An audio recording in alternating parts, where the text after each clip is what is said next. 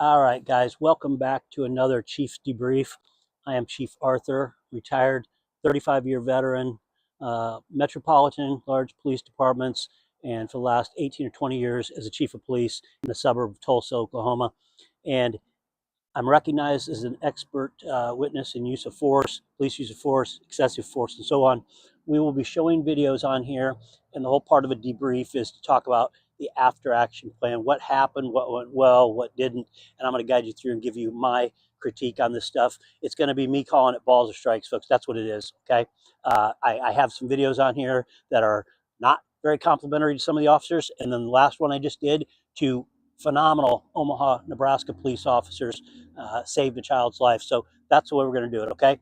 And so if you want to send them to me, it's chiefdebrief@gmail.com. Send me good ones, bad ones, whatever. If it involves, police officers, deputy sheriffs, feds, whatever the case may be, we will look at it. We'll take a look at it. I've been asked a number of times why I wanted to do a channel, okay? Why now and so forth.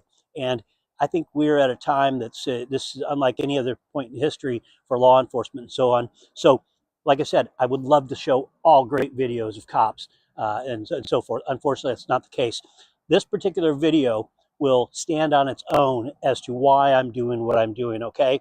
And I challenge any other cops out there to stand up and say when it's wrong, okay? If it's right, it's fine. By the way, I'm in Tulsa, Oklahoma. It's a beautiful night. If you haven't looked behind me and so forth, it's we're outdoors and so forth, so I hope you hear me just fine, but it's too nice to be inside.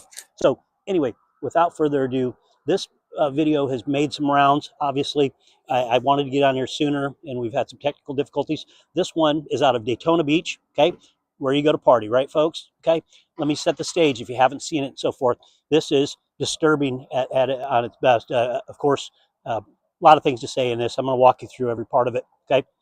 So this is an officer pulling up in his car to two people, and they have a bottle of alcohol. I don't think that's in dispute. They have a bottle of something that looks like alcohol, and he says, dump it out or go to jail. Just in that kind of a tone, okay?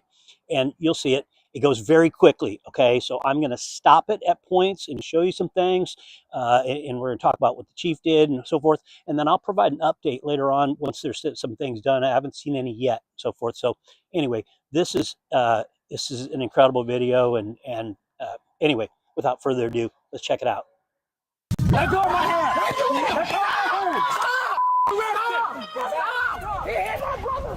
This arrest right here is why a Daytona Beach police officer is now under investigation. Video shows him punching a suspect in handcuffs. Thanks for joining us tonight late after the game. I'm John Brown. And I'm Marlisa Goldsmith. That officer is now off the street while the investigation plays out. Fox 35's Chancellor Wynn walks us through what happened. Body camera video from an officer right here at the Daytona Beach Police Department shows that it all started because of an alleged open container of alcohol. But as you'll see in the video, it quickly escalates. Okay, I'm going to stop it right there because I want to give you some context here as well when it goes in there. So I want to say this, when he says this, he makes it very known, dump it out or whatever. First of all, and Southern Draw Law did one on this, and he's a former police officer and a current attorney, and he does a great job. I agree with him wholeheartedly in the thing. This thing is absolutely horrendous, okay? I don't care that the union came out right away and said, that this was something that, everybody rushed to judgment, but that it's good and it wouldn't happen to him had he not done what he did. It's ridiculous, okay? We are police officers. We are supposed to be above and beyond those things, okay? So wait and see. When he gets out, he says that to him, and he tells him to dump it out. Well, guys, legally, he can't make him dump it out. He just can't do it, okay?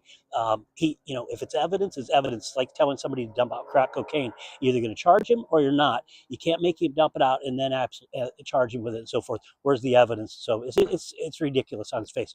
But there's so many other ways you could handle this.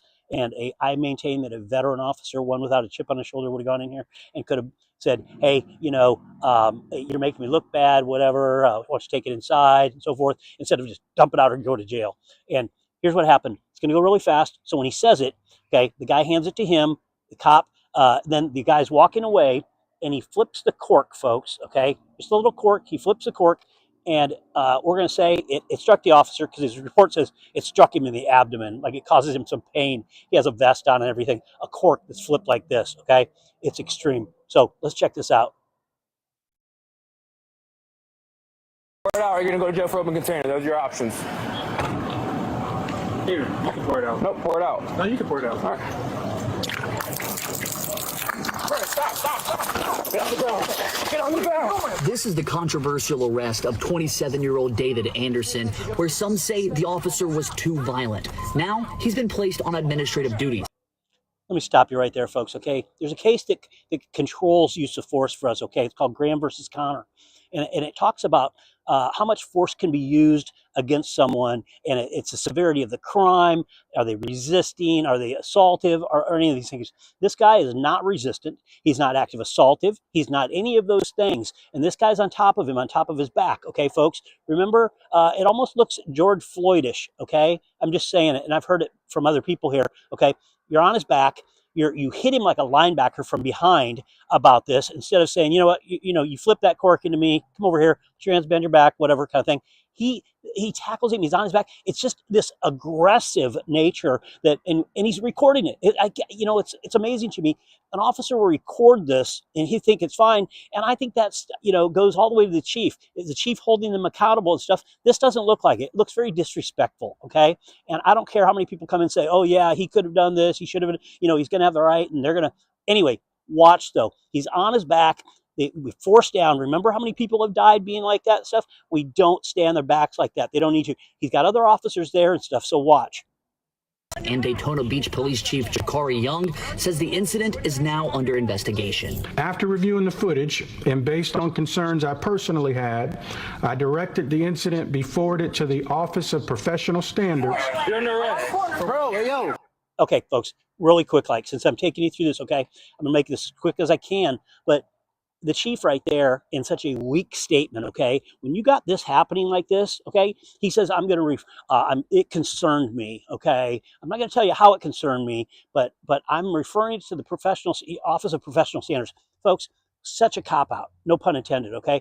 Professional standards, internal affairs, whatever. I'm going to have my people look at it first. Okay, here's the deal. And I wrote this to Chief Young, and I mean it because I feel like he ought to step down. He has had a major amount of these things in recent months. He's been there about 6 years.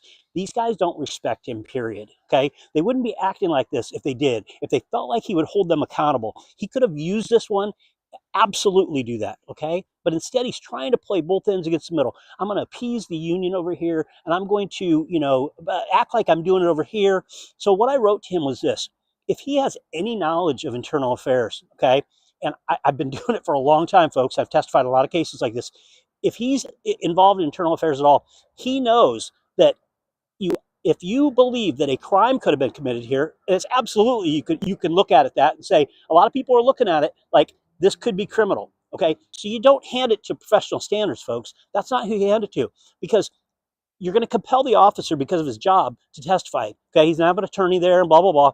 But you don't do it first administratively. You go through the criminal look. What you do is you farm it out, you bifurcate it, it's called, okay? Double. So you're going to send it out to have a criminal look, state's attorney general, state agency, something like that, okay? Feds, whatever. Anyway, state at first. So he's going to do it out there. Going to get their look at it. If they decide they're going to charge him with a crime, the officer, I don't mean the person there, I mean the officer. Okay, if they're going to charge it, and you're going to see the rest of this, and you're going to know why I'm saying this. But the problem is, if you send it over to internal affairs first, you can't do it the reverse way. It doesn't work that way, okay? Because now you're compelling him, and he's got rights against, Fourth Amendment, or Fifth Amendment, incriminating himself. You send it over here, you have a look at it. If they don't decide to prosecute, if they do, it's an easy slam dunk over on this side administratively. So when I wrote it to the chief, I wrote him that. I know he's seen it. And I said, Chief, why would you do that, okay? So then I saw him later, just days or so, at a church function and so forth, with the mayor and with the pastors. And he's out there, he's there and says, well, I can't really talk about it, but yet he's talking about it. And he says, oh, I'm going to turn it over to the attorney general, blah, blah, blah. So I don't know whether he did or not. But it was right after I told him that stuff. So maybe he took a page out of my playbook that I gave him. It's an open book test. Let's watch the rest of this. He's on his back now, and they're going to get him to a point where they're going to handcuff him in front. Watch. For battery on law enforcement. Battery? Yep. Okay, so here's the deal. First they had him down, okay? Now they're showing it here. It's a different clip. They're showing him here. He got him, he's handcuffed on the ground, okay? The officer handcuffs him in front, okay? He's down. And then this officer decides to take the handcuffs off of him for some reason and then pull it behind his back and handcuff him behind his back and stuff. And then he brings him against the car. He's got him pushed down against the car. If you guys can grab this video any other time, Daytona Beach, he's got him against the car. And the guy's asking him, what am I being charged with? He's like, assault on a law enforcement officer with that cork. It's just fucking ridiculous, people. It just is. It's ridiculous. And so the guy, he says in here in his report that the guy bit him, okay? I haven't seen the report, but that's what I heard it says. And so I'm watching this. You can watch it over and over, and I can see both of the officer's hands down here. He's doing stuff all the time. This officer, he didn't bite. He said he bit him on the wrist or something like that. It didn't happen. Not at least in this particular instance. It did not happen. I guarantee you, it did not happen there. I didn't see it happening place there. So had to been on the when they're on the ground or something.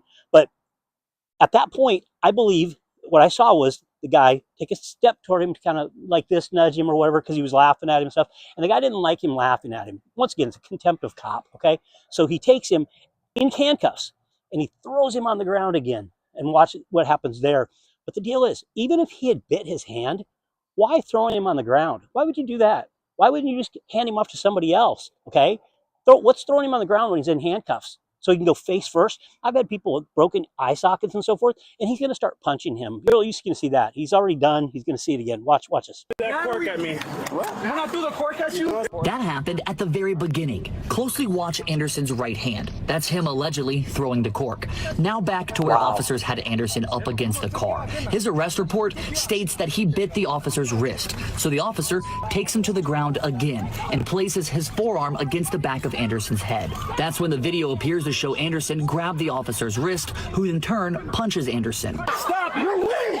Stop! Wait! You're weak! A few seconds later, Anderson appears to grab the officer's wrist again, who then punches Anderson 4 more times. Let go of my hand! Okay, folks, it's unbelievable, okay? So the guy has him down, okay? What you're not seeing, a lot of people don't see, but I see because we watch these a lot, is he's grinding on his neck. He's grinding his face into the ground, okay? That's what he's doing. He's grinding his face into the pavement and stuff.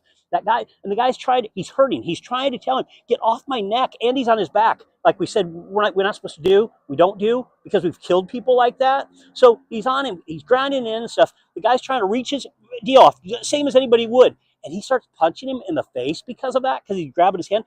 Oh, let go of my hand and stuff. Punching him, it's absolutely absurd. And there should be a prosecutor that steps forward, because this guy should go to prison, period. I don't care what any of the union says. They say, oh, there's nobody out there that, has the credibility to, judge this and whatever.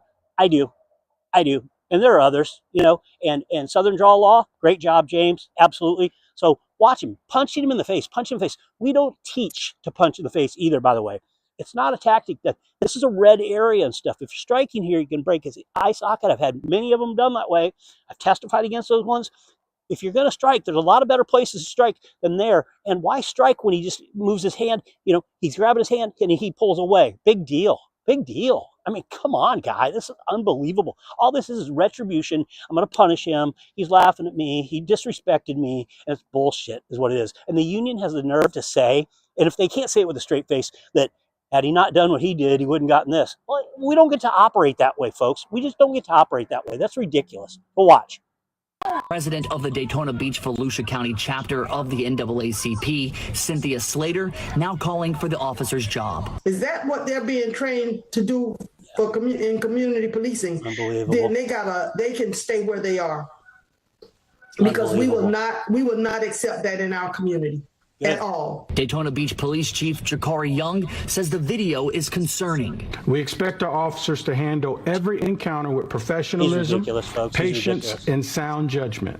De-escalation tactics are something we train on regularly and expect to be used whenever possible. Anderson was arrested. He's facing charges. Okay, folks, that's it for there. Let me tell you something, okay? This whole thing with this chief saying, oh, we train de-escalation stuff. This isn't, here's 2 things I say. When I train officers, or when I supervise them and hold them accountable, and by the way, I've had officers, my own assistant chief, arrested for embezzlement and stuff. I hold them accountable, okay? Because you're not ever going to have a department that's good and respectful if you don't hold them accountable. You know, there are good cops out there, there really are. But when you see this, he's going to get a good cop hurt is what he's going to do. This could have ended so much differently than this. It wasn't necessary at all. Okay, so the chief says at the end, you know, de-escalation stuff. I always ask this, is it a can't or a won't? What I mean by that is, did the officer, he can't do it because he wasn't trained right, okay? Or has he been trained right, but he wants to do something different, okay? You make the call on this one. I maintain that he knows all about de-escalation, and that's for somebody else, because I'm the tough guy, and I'm going to retribute, you know, and I'm going to do this because I can, and he threw a cork at me or whatever. That's bullshit. He ought to be terminated. He ought to be charged with a crime, and he ought to be convicted. He should be in prison, period. This is ridiculous. It's absurd. And I guarantee you folks, if I looked in this guy's jacket, his personnel file, his folder, internal affairs files, there's more of this, okay? I guarantee they probably covered for it, professional standards and whatever. That's what they do. I would be shocked to see anything different. And when this one comes out, they will stand for him. He won't be this. It's unbelievable. Some prosecutor should have the balls to take this case and charge him and convict him of a crime, period. It's ridiculous. It's retribution. It's retaliation. It's all it is. That's all it is. This guy has that crap written all over him. It's the way he approached him. He wasn't going to talk to him and be de-escalation. The officers' mouths are their biggest thing. I always say that, folks. It'll get you into trouble, or it can keep you from getting into trouble. Okay, you get to choose that. And this officer chose, he wanted that fight from the very beginning. Absolutely. But anyway, folks, I'm going to get rid of it. We're done with this one and stuff. We will follow it. If I get an update, I will bring it to you. Welcome. Please do me a favor. It's a new channel. Let's help YouTube push this out to the right people and stuff. I need you to like. I need you to subscribe. I need you to share. And let's take these ones on. And I have ideas and things. And I'll tell you my story in law enforcement. When I took on bad cops, what happened then. Okay? We will see you soon. Stay safe. Thank you, folks.